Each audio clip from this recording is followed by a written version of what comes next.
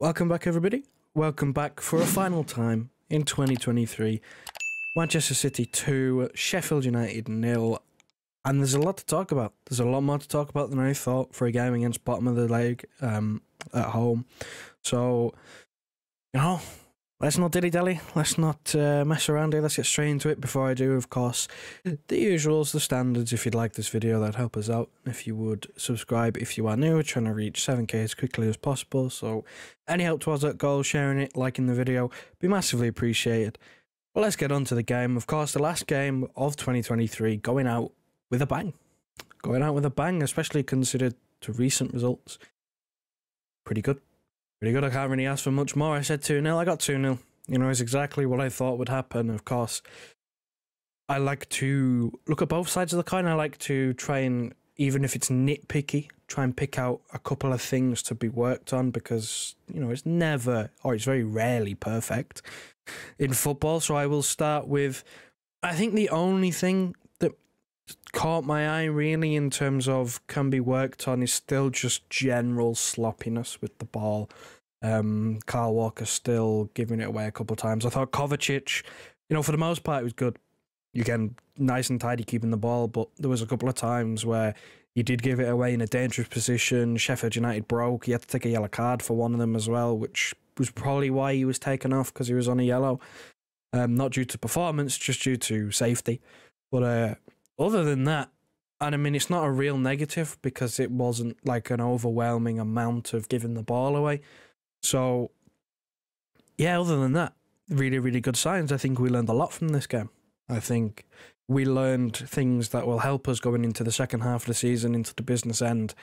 In terms of tactically, maybe personnel-wise as well. I mean, without stating the obvious, I mean, Phil Foden, again, in the central role is just different. It's so good to watch, honestly.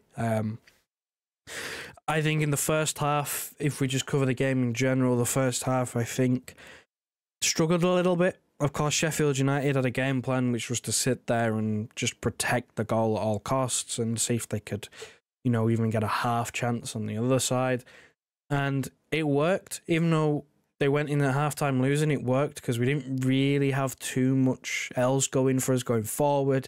They had sort of a little flurry at the end of the half, a few set pieces in there. And I think overall, Sheffield United would have been relatively happy. I think they would have been the happier of the two sides going into half-time, at least anyway. But something in that second half changed. Phil Foden got a lot more active on the ball, a lot more touches. Just overall quickening up the pace of the game, getting Foden more involved in this free role that he's had the last couple of games, which has worked wonders. He's been man of the match twice, in my opinion, against Everton. Man of the match, clearly, for me. Again here, even though I think Rodri got it in the stadium because he scored, and again he was much better himself today.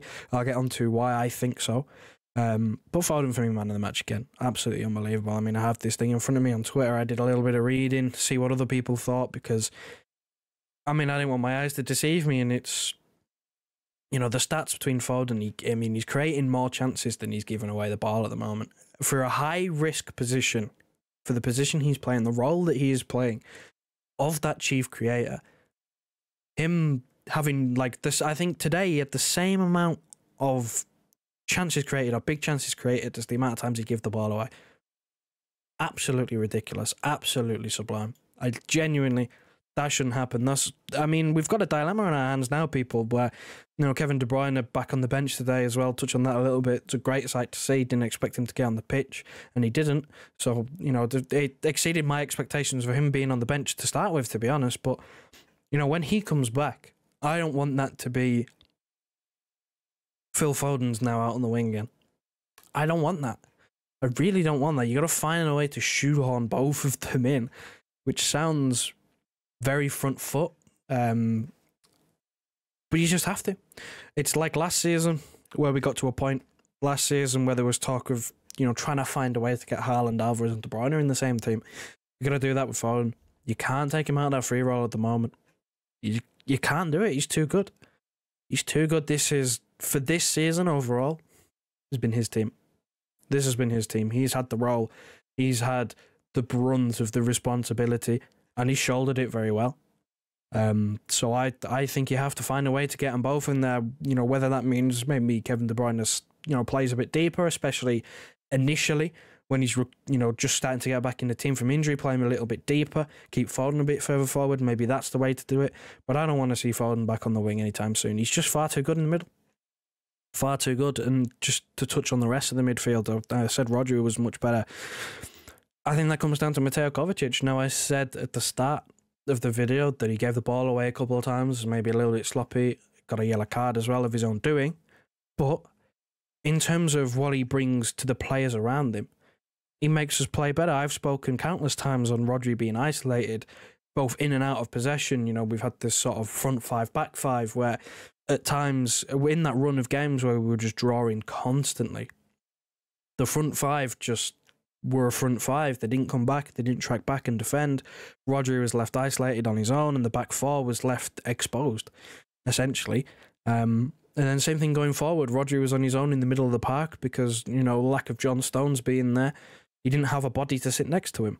So I think Kovacic being in there helps Rodri out and boosted Rodri's performance. And even if he was a little bit sloppy, he still wasn't bad himself, but the effect he has on the players around him was still worthwhile putting him in there. Now, of course, it does still create the dilemma of what do you do with Kyle Walker, because having that extra man up front from the defence, essentially, with no inversion, you had Walker bombing on down the right again. He's just not very good at it. So, of course, there's still dilemmas, still things to work on. But again, that's alluding to the point that I made at the start of the video, which was we learnt a few things today. We learnt a few things about what we can do in the second half of the season. I think this is one of them. Kovacic sitting next to Rodri made Rodri better because Rodri had a partner. He had someone in there that would help him out on both ends of the field, which he hasn't had basically since last season. When you look at Gundogan being the guy who would sit next to him when we didn't have the ball, disciplined. He'd sit there, he'd hold position, he knew what his role was. John Stones, when we had the ball, would sit there next to him, give him an option to pass to, help him out in possession. And if a team broke on us, John Stones would be there. So Rodri wasn't left alone to deal with a counter-attack. We haven't had that this season. And Kovacic gives us that. Now, again, he did create a few counter-attacks of his own, but I'm just putting that down to sloppiness, rustiness. He hasn't played a whole lot. He's been in and out of the team since he got injured. So I'm not too mad at it. I'm really not too mad at it, but I think the effect he had boosted Rodri's performance. So, yeah, man, that midfield, I don't want it to change. Obviously, De Bruyne coming back, be interesting to see if he plays against Huddersfield. I doubt it, considering we do have a break coming up. We do have I believe, 2-week January break coming up, where there's a couple of weeks before we play again. That's just after the Newcastle game. So, be interesting to see if he plays before then. My initial thoughts is probably not, because you're just being safe at the end of the day. You don't want to lose him again. Same thing with Haaland and Doku. Will they be available for Newcastle? Same thing with John Stones, actually. Pep said there's a chance he's available for Newcastle. Do I think any of them will feature? No. Maybe I'm just being pessimistic, but no. I think given the patterns this season with injuries, I don't think there'll be a risk. I really don't think there'll be a risk. But in terms of the table, after today, another win. Clean sheet for the first time in, I think, 10 games, which is wild. But again, another big confidence boost. We've got Ruben Diaz back from his illness as well. We have Liverpool to play on Monday, of course, but we have now matched them in terms of games played. Same with Arsenal. We are now level on points with Arsenal, ahead on goal difference, and 2 points behind Liverpool, 2 points behind Villa, but we have a game in hand, but 2 points behind top of the table after the same amount of games played. Now, granted, Arsenal, but at the time of this coming out and me recording it, they haven't played yet, but they play Fulham and Liverpool play Newcastle. I expect both of them to pick up 3 points. I don't think Arsenal lose 2 on the bounce, and I think Liverpool at home against a stuttering Newcastle pick up 3 points there. But 19 games played, exactly the halfway point in the season. As it stands, no games in hand, but of course, like I just said, them two have to play. To be above Arsenal on goal difference, having played and lost to Arsenal, and to be 2 points behind Liverpool, it's not bad going, considering we had 2 wins in 7. I think it's now 3 in 8, but 2 wins in 7. We had an awful, awful run. To still be in the race is fantastic. Got De Bruyne coming back, Haaland coming back. Hopefully you're going to have Stones fit for the second half of the season, Doku coming back as well. You never know, a bit of January business. I doubt it very much, but maybe. It's a possibility. It's looking good. looking very good. The fact that, again, we're only 2 points behind the top after the run we've been on, I think, you know, Liverpool and Arsenal will probably be kicking themselves that they didn't push it out a little bit further. Those are my thoughts on the game. Let me know in the comments what you thought. Let me know in the comments what you think of the Liverpool and Arsenal games to come. Specifically Liverpool, of course, that's on the Monday. And of course, just before I go, Manchester United lost. Very, very funny. I didn't get to speak on it much today, but very, very funny. Laugh in the comments if you will. If you enjoyed the video, please leave a like. Helps us massively on the channel. And subscribe if you are new. We're trying to reach 7k as quickly as possible. So any help towards that, we massively appreciate it. Share it around. Tell your friends, family, neighbours, anyone who's interested. And I'll see you in 2024.